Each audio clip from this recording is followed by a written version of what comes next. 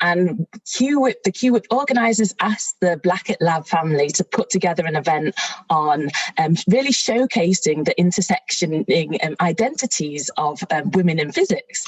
And so I just wanted to start this event by kind of acknowledging that we all have different lived experiences, and we want to make this session as open and interactive as possible.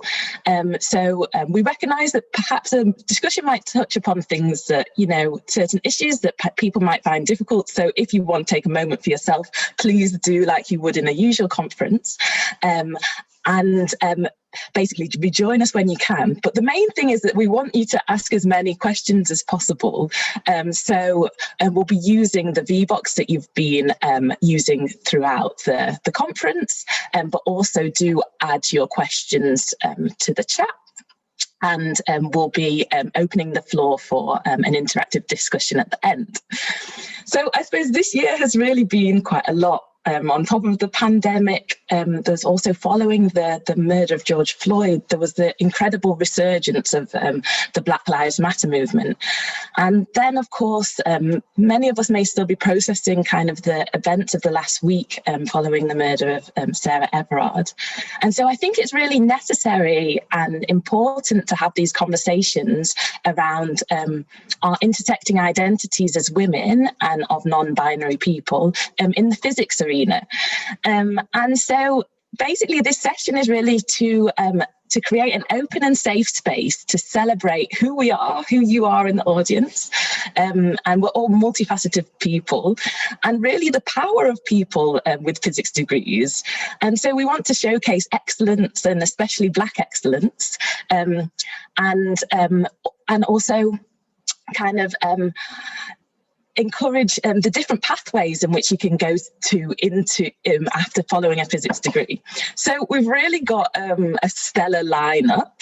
We have 4 really great speakers. We have Ayesha Ofori, Sophie Martin, Amy Smith, and Dr. Carmen Palacios-Berraquero. And so before I introduce each of them, I'll do a little introduction to myself. I'm Dr. Yolanda Ohene. I'm a postdoctoral researcher at the University of Manchester.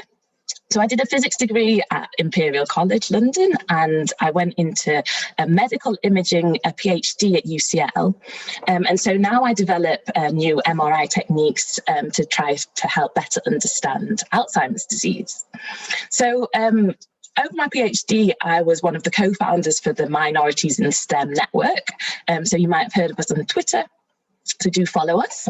And so this was created to kind of support and showcase people who work in STEM fields from ethnic minority backgrounds.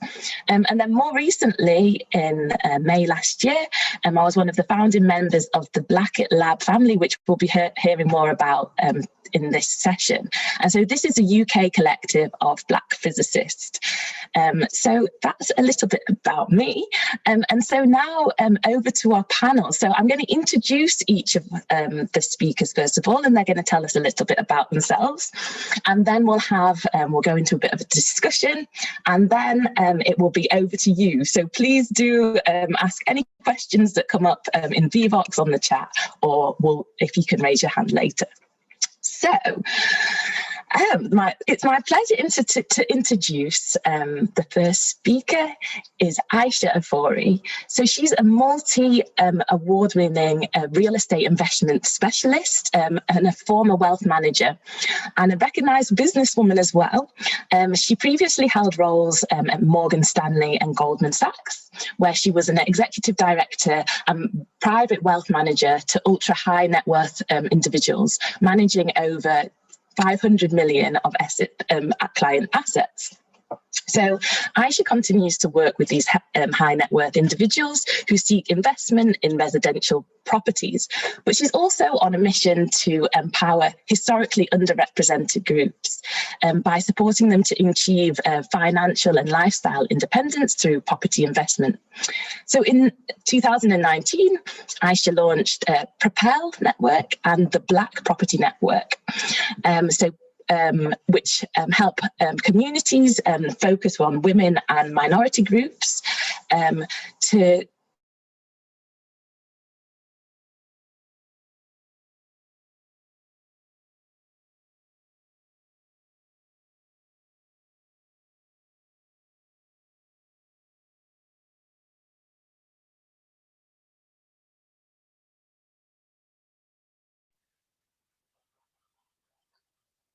We lost Yolanda.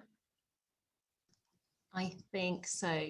Should we give her a couple of seconds to come back in? If not, I can jump in and sort of talk a bit about my background. Yes, please. So as you all heard, Yolanda was doing a fantastic introduction for me before her internet cut out, but that's the world we live in these days with Zoom.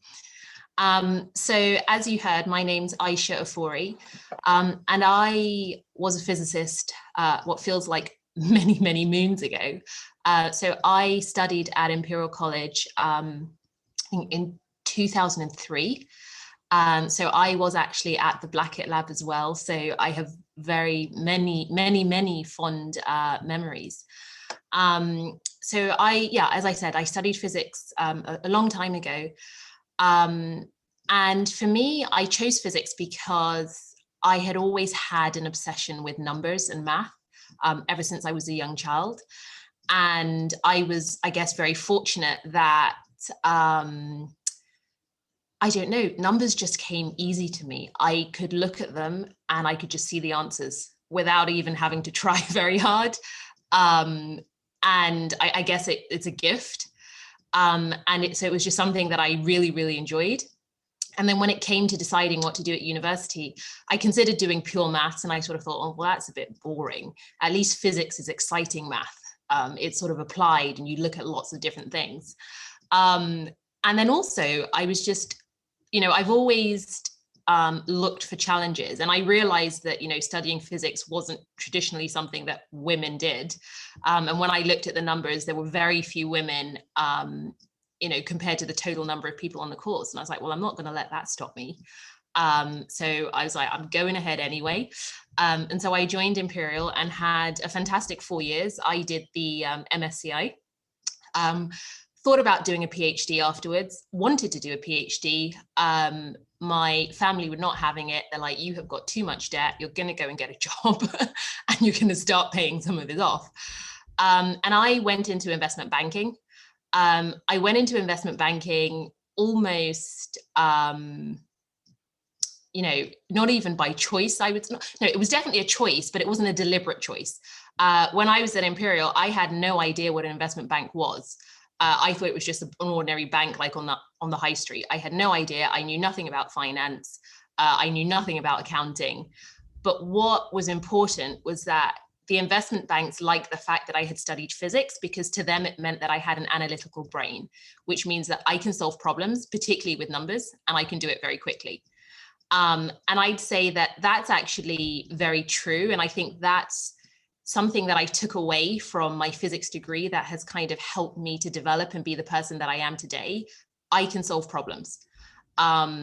Particularly mathematical problems, I can solve them very quickly, but it means that even in other scenarios, if I see an obstacle or a challenge, I don't look at it and think, oh my gosh, and I sort of look at it and say, right, there has to be a way around this. How can I make this work? Or how can I change what's in front of me to be able to progress to the next step?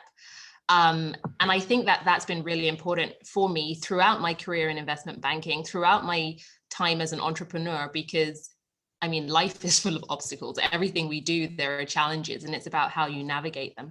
So after Imperial, I joined Morgan Stanley, first as an investment banker and then in their real estate investing team. And that was pre-2008, so before the financial crisis. So when I joined, life was fantastic. 2008 came and it literally changed overnight.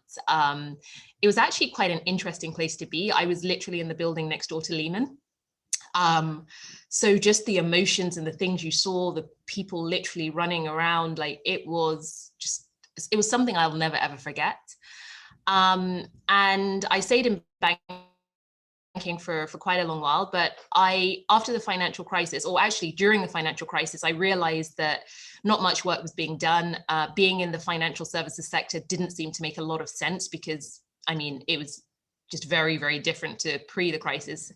And so I thought, okay, I need to take some time out. I need to reflect. I need to take stock on where I am and where I need to go. How do I do that? And then I thought, well, go back to the thing that you love. I love to study. So I joined London Business School and did their 2-year MBA program. That was absolutely incredible. Really, really taught me so many things. But after I finished my MBA, I still hadn't really found my purpose or my passion. I knew I definitely wanted to work for myself, but I wasn't sure how or in what. And so I said, right, until I figure it out, let me go back to work. So I joined Goldman Sachs as an ultra high net wealth advisor. And that in itself was fantastic. So essentially what I did was I would advise ultra high net worth individuals on how to manage their money. And I would manage and invest that money for them. And at Goldman Sachs, by ultra high net worth individual, we mean people who have at least sort of $10 million that they can give to us. So on average, that means people who have sort of 50 million plus that's liquid. So you can imagine I was meeting very, very incredible people who my life normally would not cross paths with theirs. So it was just complete sort of, for me, it was just an opening up of this whole new world. I was like, oh my gosh, like, you know, their lives are very different to my life. But for me, it was just really interesting. Getting to understand them, getting to understand how they build their wealth, how they think, how their brains work. It was absolutely fantastic. I stayed at Goldman for quite a long time, for 6 years. I was promoted to executive director. But a number of things started to happen. I started investing in property myself. I was able to build my own wealth and become financially independent, which meant that I didn't need to work anymore. And that was a turning point in my life, because when you don't have to get up every day and go to work for, to bring an income, it made me start to question my purpose and my passion and my value. Like, why am I here? What is it that I want to do? What is the legacy I want to leave behind? What do I want to do with my life? And the more I thought about it, that's when I realized that I wanted to help people. And so I started my own businesses in property to help people to build their own wealth and to get financial security. And I don't want to delve into too much. Yolanda, I don't know whether I've given away too much too early, but I'll leave it there for now. And if you want me to delve into anything more or carry on, please let me know. Yeah, thanks so much, Ayesha. It's such an incredible journey, and starting with that kind of ability to problem solve, I think it's such a great basis to begin on. So thanks for sharing. So our next speaker is Sophie Martin, and Sophie is a PhD student in the Eye for Health CDT program at UCL. And so she also has an MSci from Imperial College London, which she graduated in 2020. And then she decided to use these skills to kind of tackle more healthcare problems. And so Sophie's been a really indispensable member of the Blackett Lab family. And she also is a big music lover and enjoys listening to this rare groove and neo soul especially when long distance running. So please, Sophie, do tell us a little bit more about yourself. Yeah, hi Yolanda, nice to be on the conference today. So yeah, I'm Sophie, so pretty much a roundabout summary of me, especially the neo soul bit. I love music. But yeah, so I'm a first year PhD student. I just started on the Eye for Health course this year, which is essentially a course that merges AI with medical imaging. So a little bit similar to Yolanda, actually. I did my physics undergrad at Imperial, and then I was kind of like captured by the medical imaging side and seeing how physics can actually kind of influence healthcare and allow us to really see the power of medical imaging and how we can actually see inside our bodies and, diagnose illnesses and try and tackle disease.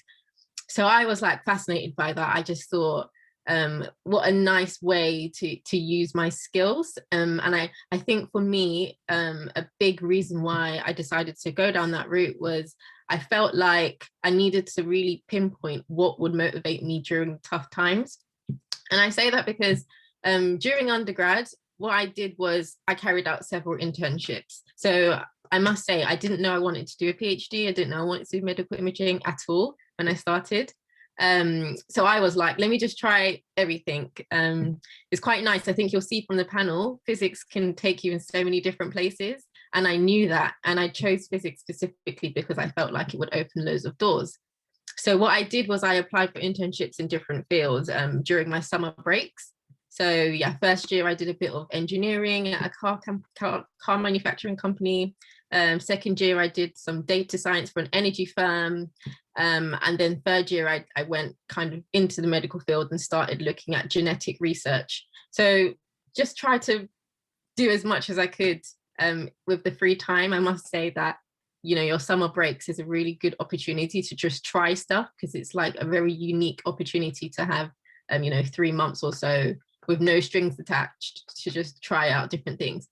But what was lacking from all the jobs was just that lack of passion and motivation. Like in the morning when I wake up, what's going to make me excited? What's going to make me feel like what I'm doing is meaningful, purposeful? And for me, I didn't get that from the energy sector or the car company. But it was the genetic research where I was like, wow, this is really cool. This is actually influencing and touching people's lives. So how can I take this further? And literally it was in my 4th year, I never really heard of a PhD. I'm not someone who grew up around people who had PhDs. No one in my family has a PhD. It wasn't on my radar. It was like, just go to uni and then go to work. But I started asking friends, I started speaking to people about what the process looked like. I had some people turn around to me and say, you know, just be prepared that you might not get one. They're super competitive, you know, quite a few voices trying to put me off in a sense. But I thought there's no way I'm going to land one if I don't apply, obviously.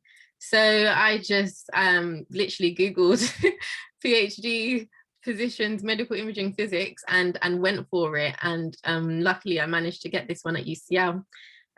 So just to wrap up a little bit about what I'm doing in case anyone's interested in the field.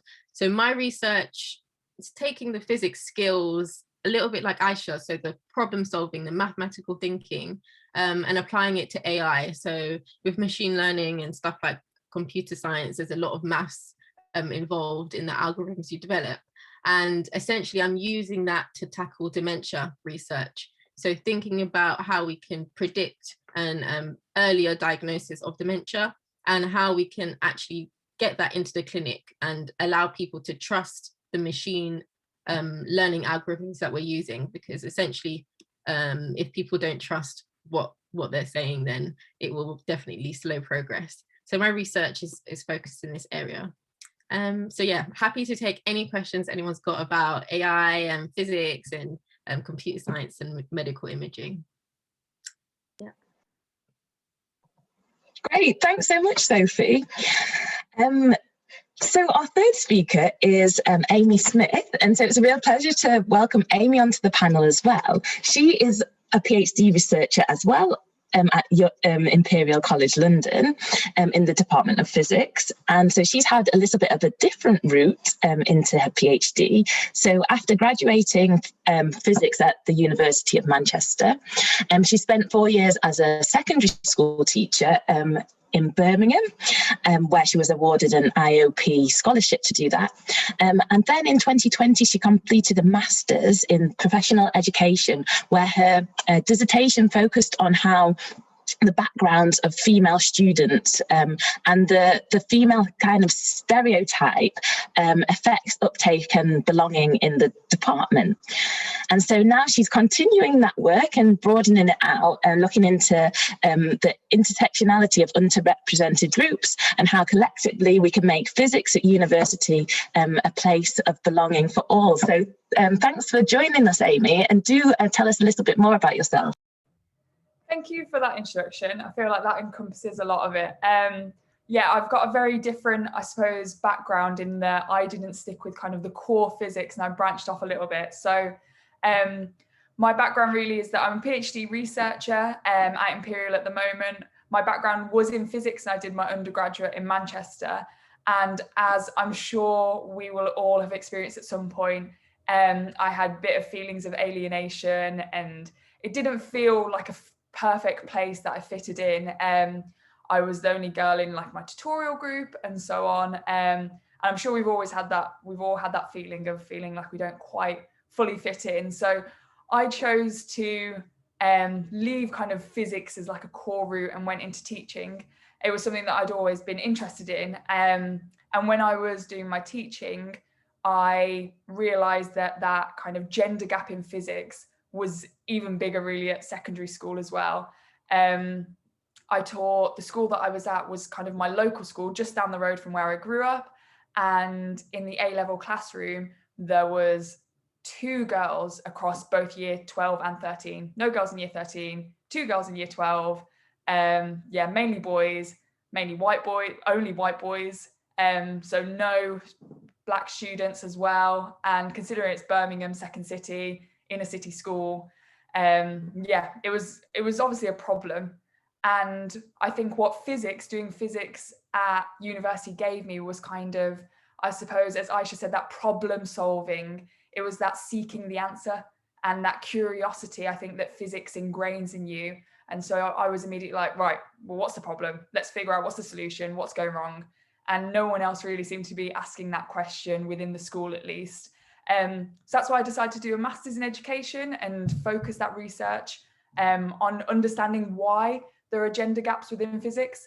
My research looked a little bit at confidence and if there was differences in confidence abilities, because that's something I'd seen at school. A lot of girls going, oh no, I can't do it. Oh no, it's too hard for me. Or I don't think it's just not the right fit. And lots of these kind of doubts.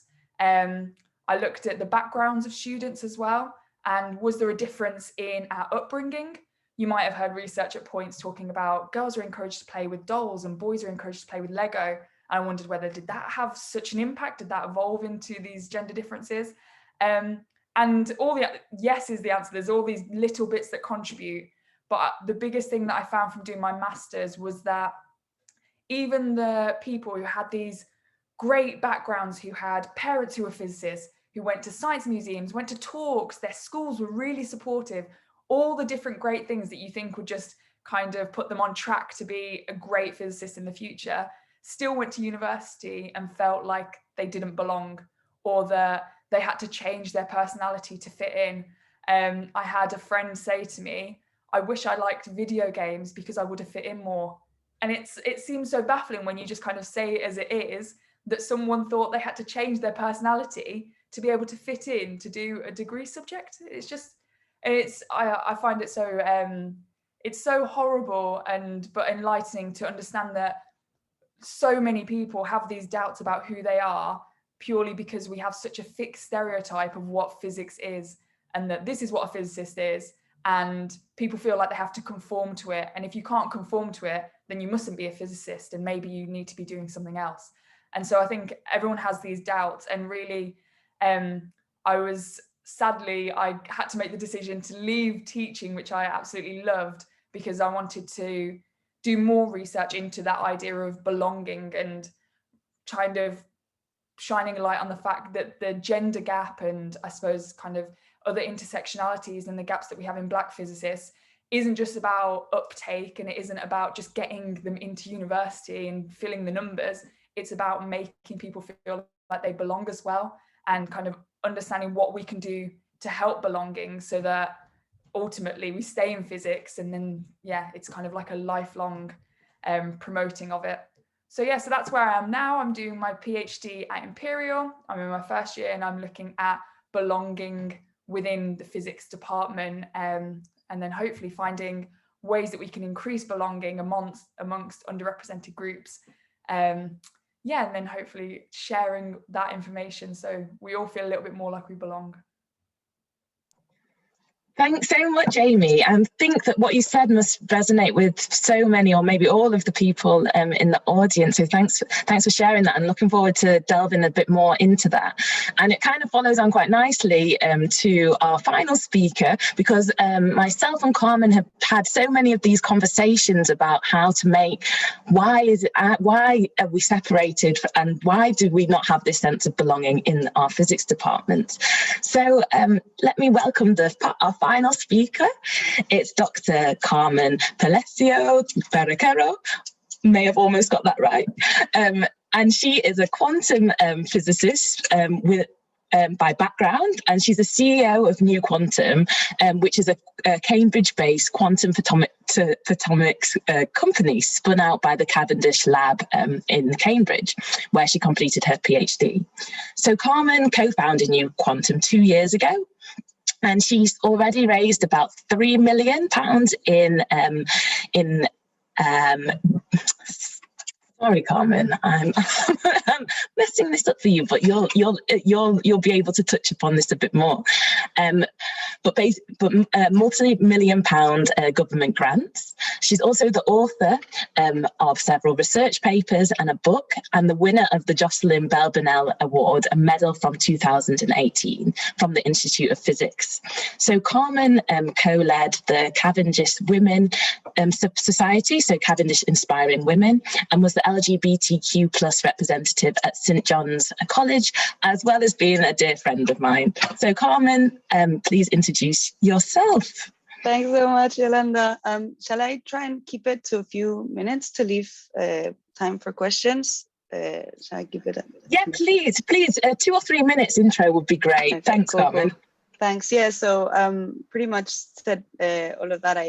I'm Spanish. I arrived to the UK to study physics at Imperial College, where I met Yolanda, who pretty much became my only friend in the physics department for those years, because the physics department was just so kind of white British, and I never felt that I fitted in. So all of my friends were outside in other departments that seemed more international. But anyway, so had a really good 4 years.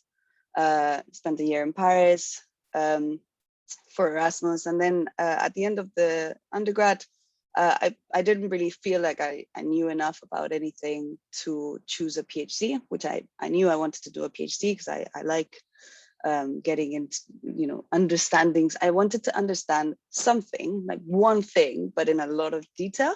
That was like what I really wanted to do, but I didn't feel like I could choose one because I didn't think I knew enough about anything. So I was accepted into the doctoral training center, the nanotechnology doctoral training center in Cambridge. So I decided to take it. That was the first year, which was, it was a great first year of like classes about many different things. It's the first time that I understood and appreciated experimental physics, actually, which before then I was like, that's so ugly compared to theoretical physics. But when I understood that year, then things changed a lot for me. That year I came into my queerness, and in Cambridge things are a bit more, I don't know, that at Imperial College there's only engineers, scientists and medics, right? And that gives a certain vibe. And at Cambridge there's politics and gender studies, and just learned so much. And then I started my PhD on quantum optics, and I started to look at quantum optics of two-dimensional materials, so very thin materials that people just realized that they have sites of single photon emission, so emitting one photon at a time, which is something that is studied very much in quantum optics. And I kind of realized how to make them appear, which was something that no one else knew how to do. And so we filed a patent about that. And anyway, fast forward a few years, I was a bit sick of academia. The people in my group were being not very, very nice to me for a while, and I didn't know what I wanted to do. So the people in the patent office at Cambridge said, well, why don't you take this patent forward? Like, try and commercialize it. And so I started to go to a few courses, and found that that it's quite exciting to think about other quantum technologies, not the detail of quantum optics, but quantum technologies and quantum computing, quantum security, and what that's about in industry. And I realized that I'm good at that aspect. So anyway, I founded New Quantum. It's now 2 years old. We're 12 people. We've raised several million. We're creating 3 products: a single photon source, a single photon detector, and a quantum random number generator.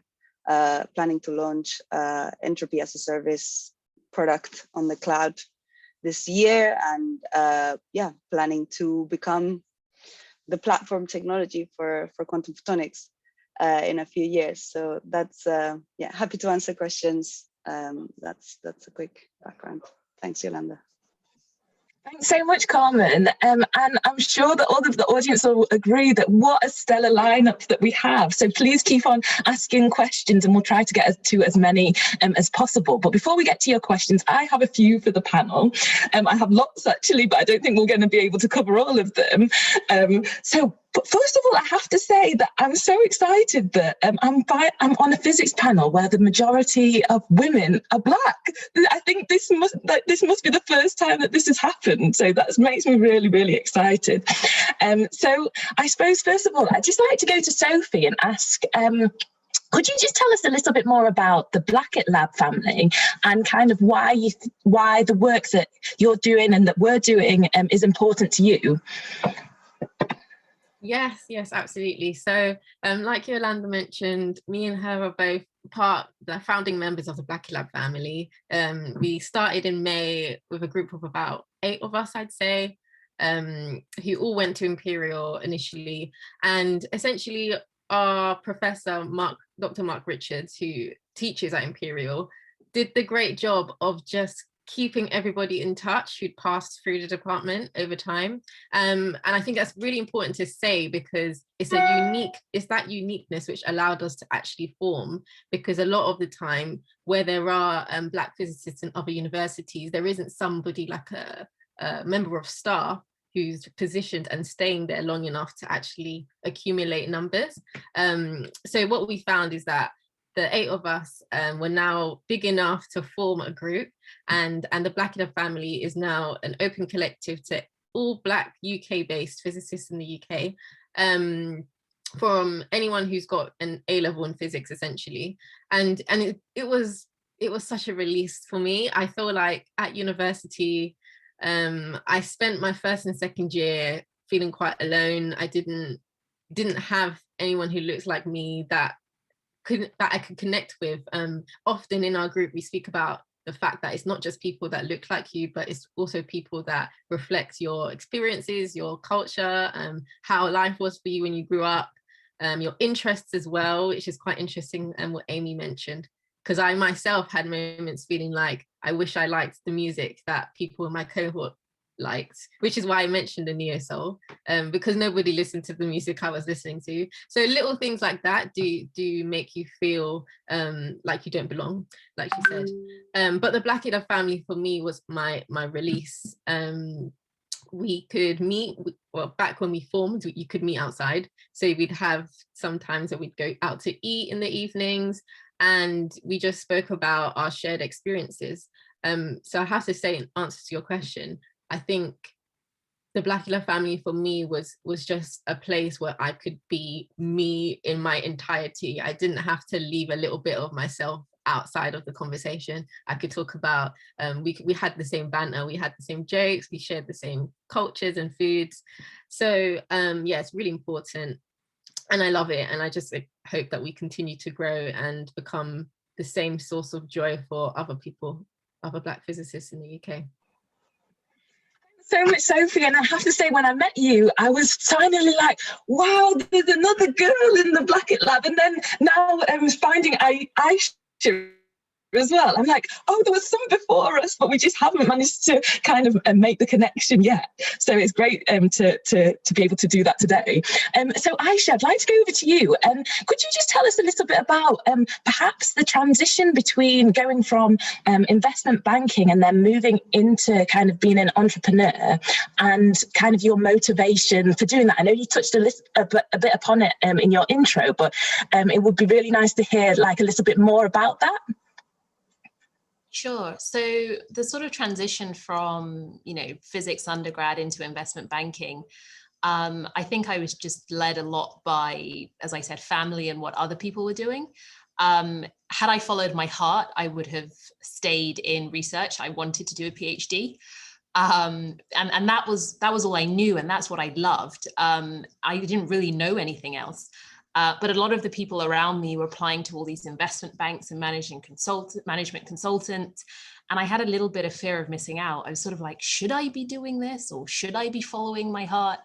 And then, as I said, it was quite clear. It fundamentally came down to my family telling me, well, how are you going to pay for your PhD and do all of these other things? I had no idea about grants and things like this. So I was sort of like, actually, I don't know. And they're like, well, you've got all this debt, you know, why don't you think it's about time you get a job and start to sort of pay it off? And that's what I did. I went into investment banking because the banks came onto campus. I liked the sound of what they were talking about, but as I said, I didn't really know much about it. But I knew from, you know, my physics degree that I have the ability to pick things up quickly. I'm a fast learner. I'm very good with numbers. And so I was sort of like, well, how hard can this be? And so I went into banking. And then the transition from banking to entrepreneurship, that was huge. I had been in banking for 10 years and I'd become what I call institutionalized. I was so used to being in that environment, working in a certain way, working with a certain type of person, that when I went into entrepreneurship, which is literally just, it was me at home in my living room with an idea in my head, which I then wrote down on a piece of paper. And then I was like, right, I have to turn this piece of paper into a business. What the hell do I do? It was really daunting. There was no structure, no one telling me what to do.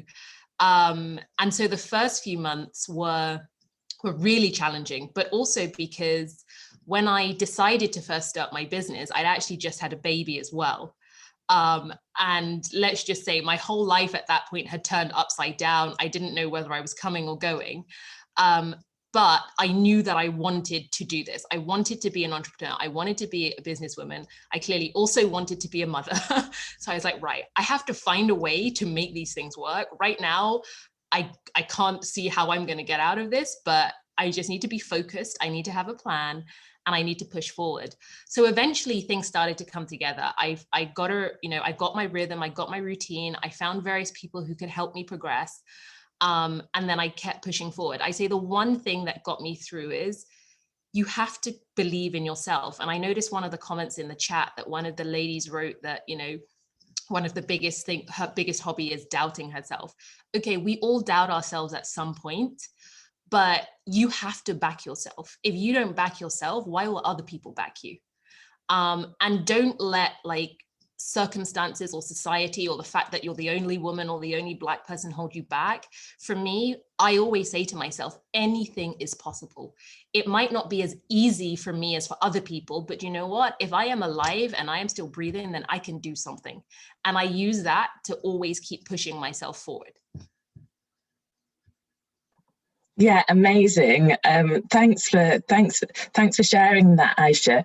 And perhaps this segues quite nicely to Carmen. And perhaps you can speak to being a woman and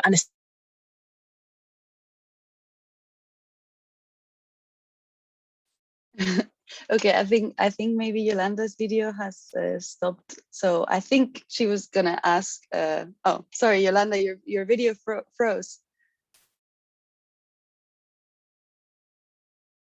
I think you're muted.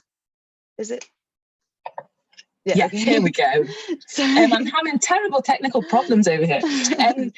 So just bringing in being a woman, being a queer woman and a CEO in a male-dominated field. Perhaps you can speak a little bit to that. Yeah.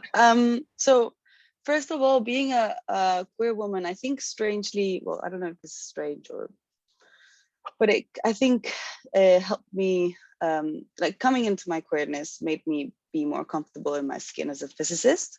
And I don't know how much of that is that when I came out, I was just more comfortable in myself in all ways, in like every way. But weirdly, I don't know, I think in my first few years as a physicist, and this is also the fact that we were younger, but I felt like I was really sexualized by all the like physics boys and and really really sexualized and objectified. And I think once I came out and I just showed like absolutely no interest, and I don't know if something in my body language changed, I don't know, but I started to be less sexualized and objectified. And this is not, you know, it's not a good thing in a sense that you have to like, it's almost a bit back to like something has to change in you so that people take you seriously, and that is not good. But there's something that became actually easier for me within the sphere of physics, being queer. It's perhaps a bit strange or problematic, but that's how I lived it.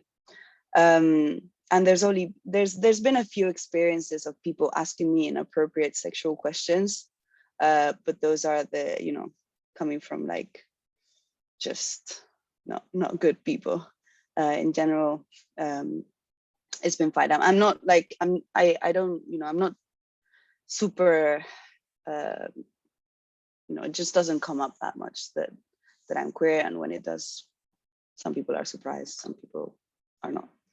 And in terms of being a woman as a CEO, so of course I'm like, you know, I'm kind of patronized and spoken to in a certain way. I think at the moment, you know, I am inexperienced. It's the first time I'm a CEO, and so I don't have experience, and I'm very I want to learn. I'm very open about the fact that I haven't done this before, but I think I'm doing pretty well, and then I'm just putting my all into it. And so I think actually when it will become harder to be a woman will be in a few years when I actually do have experience, but people maybe still treat me as if I don't. I think that's when it will become a bit more difficult. Also, maybe when things go horribly wrong, you know, because as long as things go well, everyone's like, woo, you know, champion. But when things go wrong, maybe, I don't know if people will be like, okay, young girls, step aside. And then also, I guess when I start interfacing with like big clients, you know, big companies that are used to like boardrooms full of suited men, I'm not sure. I feel like it might get a bit harder.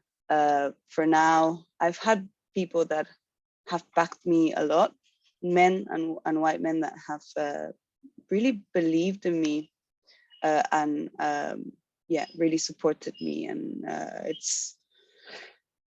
so it's a changing thing, but I hope that gives a bit of a flavor. Great, thanks so much for sharing all of that with us, Carmen. And so it's nice. It's so nice to see the different stages of the career and how that will change as well. And hopefully, and I have hope that perhaps these issues may become less of issues as we get older. So I hope that you don't actually face those issues as you move into your power more. So finally, Amy, just a quick question for you is, perhaps, do you have any advice for people who, as we've all touched upon, not having that sense of belonging within their department? Do you have any advice for them kind of harnessing that and moving into that a little bit more? Yeah, I think that's kind of one of the things that I feel really fortunate to have had the experiences that I've had, is kind of seeing students at secondary school in the situation where they're not believing in themselves. And as a teacher, you can see them and you can see how well adapted they would be, for example, to a A-level to physics degree. And you can see their doubts in themselves. And you then realize that that's exactly what you do and exactly what you do at university. And you'd never think of as a teacher in a classroom full of children, you would back every one of them. And you can see that they've got the potential. And if they have doubts, you know that they'd be able to work on things, and there's no reason why they wouldn't be able to do it. Yet we create those doubts for ourselves. I think kind of educating yourself on what the problem is so helpful and important, because a lot of the misconceptions that go around about physicists and women are things that are deep ingrained into society and that people talk about all the time that are just completely false. If you look at GCSE and A-level grades, girls outperform boys in physics, just as a standard. Like that alone, you will encounter so many people who are like, oh, well, aren't boys' brains more mathematically, don't they have more mathematical, and girls are more creative, or girls are more empathetic and boys are more think mechanically? And it's all just nonsense. And I think when you see the research and you realize that actually there is nothing physically that is stopping you in physics, then it helps to kind of back yourself and think the only reasons why I may be struggling or may feel like I'm struggling are because of the environment around me. It's nothing to do with yourself. It's nothing to do with you're not good enough. It's that there's signals around you that are telling you that. And it's just kind of trying to make yourself be aware that that's what's happening. With physics, there are two main stereotypes that go around with physics. One of them is that physicists are geniuses.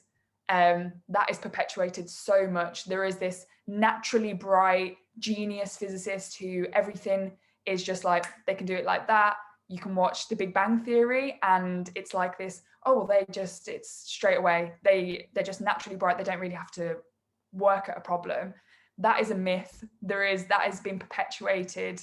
The majority of people, if you spoke to in the physics, I'd say all people, if you spoke to them who do physics, will acknowledge that they probably think that there's someone who's this natural genius, but if they think it's someone else, then it's not them, then it means that it doesn't exist.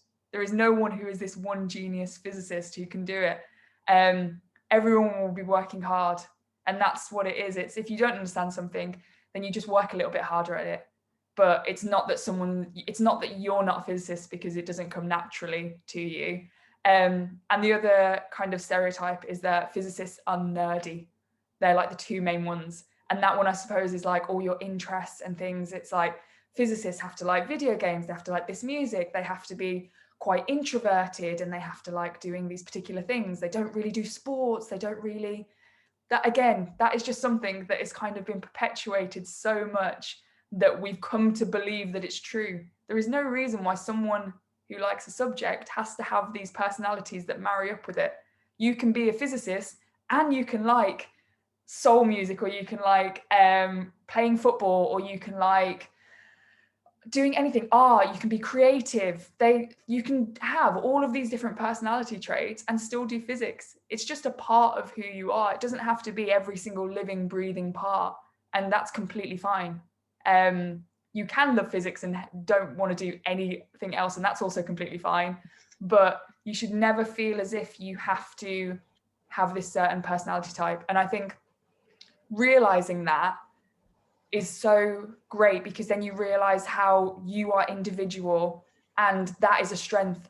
If you go to apply for a job or an internship or anything, and you are that stereotype and you match up to all these other people you think exist, then what makes you unique anyway?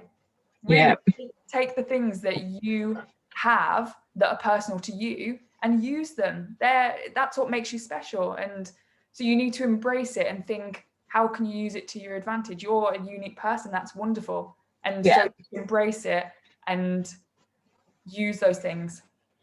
Thanks so much, Amy. There's so much there, thinking about the idea of a genius and having confidence in yourself. And I think that is super important. And when you realize that, you're the person who should back yourselves. And sometimes I think if you back yourself like you back your friends, then just think about how good you'll think about yourself. So thanks so much for that. So I want to go out to some of the questions, because we've been having loads in here and we're running out of time. So I think first of all, we'll go over to VBox, and one of the highest liked questions, which can probably go out to myself, Sophie and Ayesha, is what can white women do to better support our Black peers within scientific spaces?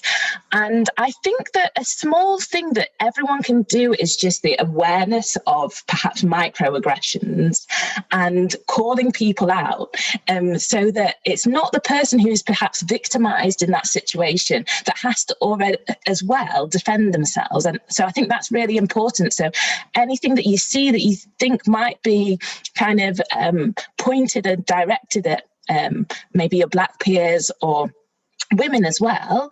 I think that's really important. And would you have anything to add, Ayesha and Sophie? I think what you said, Yolanda, is I guess for me the key one. It's just you know, if people see anything that shouldn't be happening or shouldn't be said, to call it out, because like sometimes I feel that as a Black woman, if I call it out, I'm automatically labeled the angry Black woman or something else. So we need others around us to support us in, you know, calling these things out and making sure that they don't continue. Yeah, great. And would you have anything to add, Sophie, from perhaps you're closest to the undergraduate years? Yeah, no, I definitely agree. And I think it's a balance, because sometimes I might have felt during undergrad as the only Black girl in the year that a lot of, especially when George Floyd happened and things like that I might have found quite emotionally distressing, feeling like everyone was looking at me to have to give a response. And I think that's why it's so important what you said, to kind of not feel like I have this weight on my shoulder, or I need to be this exemplar Black woman who, you know, speaks out about everything, and when it might actually be difficult for me to do so. And I just say, just being aware of other people's cultures and differences, and not shunning people who haven't had experiences that you've had, who aren't familiar with certain aspects or certain things that to you come naturally, because everybody's different. So yeah, I'd just say open conversations and acknowledgement of everyone's differences. Yeah, I think that's super important, Sophie, to highlight this like two-way conversation as well, that often people look at us as Black people to have the answers as well as being the victims. And I think that we're open to conversations about this, and we have to be able to have conversations that aren't so difficult for people, and that people and that everyone feels that their voice can be put into the onto the table. I think that that's super important. I wanted, before we to get through a few more questions, I wondered if anyone wanted to raise their hand and ask the panel any direct questions. So if we perhaps stop sharing the VBox, and does anyone have a hand up? Oh, sorry, how do you put your hand up? I think that, well, if you do want to go ahead, if you have a question, I think that there's a option to raise hand in the settings, but also if you just call out to me as we're running out of time. My question was for Sophie, and it was like, when she did her PhD, how did she get motivated, and also how did she, do you have to have a master's degree to do a PhD?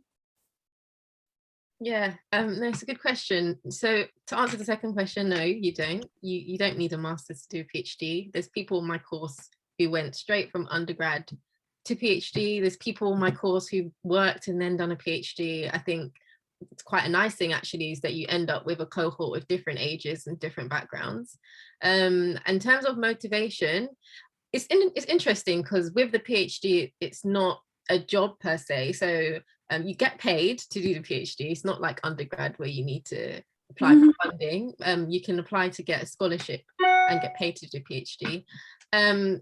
But in terms of motivation, it's interesting because unlike a job, you're kind of in charge of the progression of your project and deciding where to take things and what to explore to an extent. So there's a freedom aspect.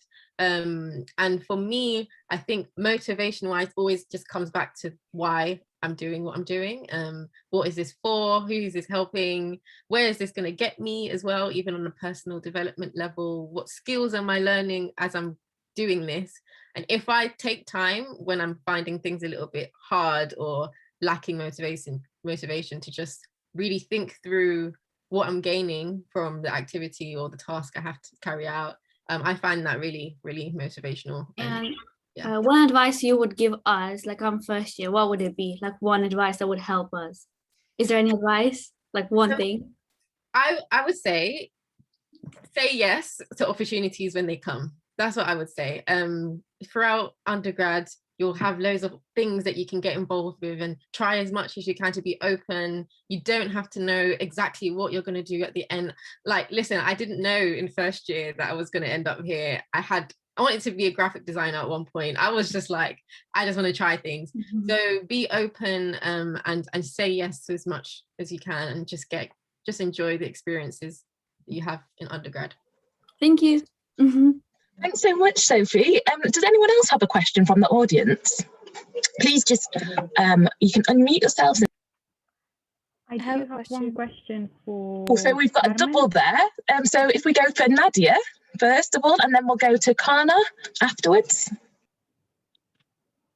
Okay, thank you. I had a question. Just if you sometimes I've like called things out, like about how I felt, face-to-face interview lab marking wasn't the best way to go about things, and people have said who were also people of color, and we don't have any Black women in our class, unfortunately.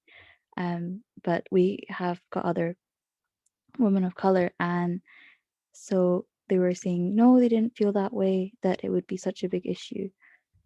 So I was wondering, just in general, when you know something is wrong, you call it out, and then another person of color kind of shuts you down on that. What should you do? So, Ayesha, did you have any comments to that? Yeah, I think it maybe depends on the sort of individual set of circumstances, but I think fundamentally, everybody has their own way of looking at a certain situation or interpreting it. But if fundamentally you believe in what you're calling out, and you believe that there is something wrong, then okay, if that person shuts you down in that particular moment, maybe it's because they felt it was just a situation. But I would potentially pull them aside or speak to them at another point and try and understand a bit more about why they said what they said. But ultimately I won't let it change what I believe, particularly if what I believe is based on things that I'm seeing and things that I'm hearing from other people. It's often the case that people have other views, or they will see a similar situation but interpret something different from it. That's okay, but I think it's just about continuing to have that discussion with them so that at least they can see it from your viewpoint as well. Great, thanks, Ayesha. And I'm sorry that we've not been able to get to as many questions as we would have liked, but on VBox we'll be able to gather those questions, and perhaps the speakers might be able to respond to them afterwards. But I thought to close, we did have one question about overcoming a feeling of imposter syndrome, and I think that that's an important one in physics. So I wonder if each of the panelists could give their top tips of overcoming imposter syndrome. So perhaps Carmen, we can go to you. Sure. I mean, I think that for me, there was a very clear moment when I arrived at Imperial College. I thought they just kind of pity accepted me and that I was the most stupid person there.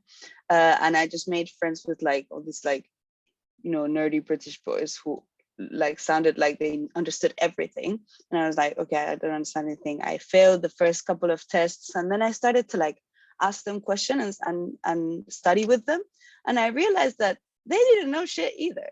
They didn't understand anything either, but they were talking to me the whole year as if they did. And then I was like, fuck this. I can be I can do better. And then I started to study with more confidence. And then I got really good grades.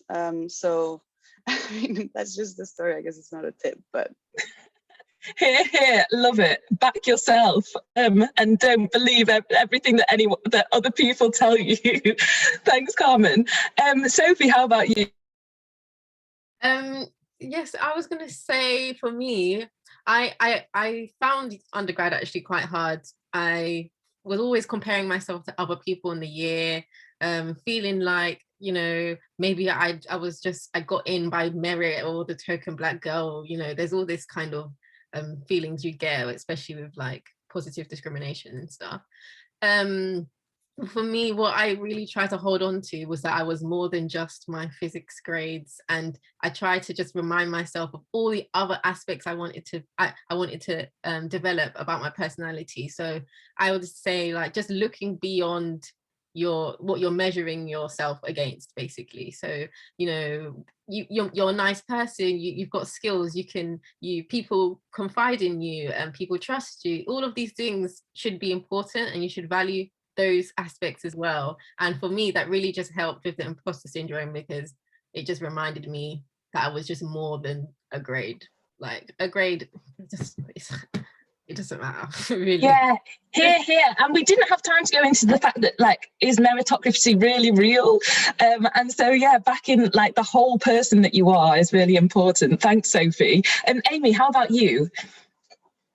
Yeah, I mean, to be honest, it's the exact same as what we've already discussed. I think Carmen's point is the one that I think the realization made me finally kind of back myself a little bit more. The fact that there is nobody who knows it all, and it might seem like you are struggling in comparison to other people. But even if you get into academia and you speak to lecturers and you realize that lecturers, even having a PhD, even people who are teaching you, don't know everything. And you think that these people are, like, super smart and they've got all the answers, and they don't. And yeah, realizing that everyone has bits that they know more of, everyone has bits that they know less of. So take what you have, and that's what makes you you. So you don't need to compare yourself completely on every single metric. Yeah, there'll be things that you're good at, and just accept that. Thank you. Thanks so much, Amy. And Ayesha. I think some of the things that have been said already. So one is back yourself. You know, if you don't back yourself and you don't believe in yourself, then why would other people? And then the second thing is, you know, you have to feel the fear and do it anyway. There will be people out there who seem super confident, who seem like they know what they're doing. A lot of the time it's bravado. But I would rather have tried something, experienced it, than never have tried it at all. So don't let that fear stop you, because you don't know what you can do or what you can achieve. Like, for so many of us, what we can do is almost limitless, but we hold ourselves back. So I'd say throw yourself in, feel the fear, do it anyway. 9 times out of 10, you know, what's the worst that can happen? So just go for it. Thanks so much, Ayesha. That's, yeah, really, everyone, please go for it. And with inviting us along to this panel, thank you to Ayesha, to Amy, to Sophie, to Carmen for sharing all of their experiences. And I hope that you've managed to glean something from this discussion. And I just want to say to all of you out there, don't stop being you, and you can achieve whatever you want to achieve with your physics. So thank you everyone for listening. Thank you. Thank you for having me. Thanks, everyone.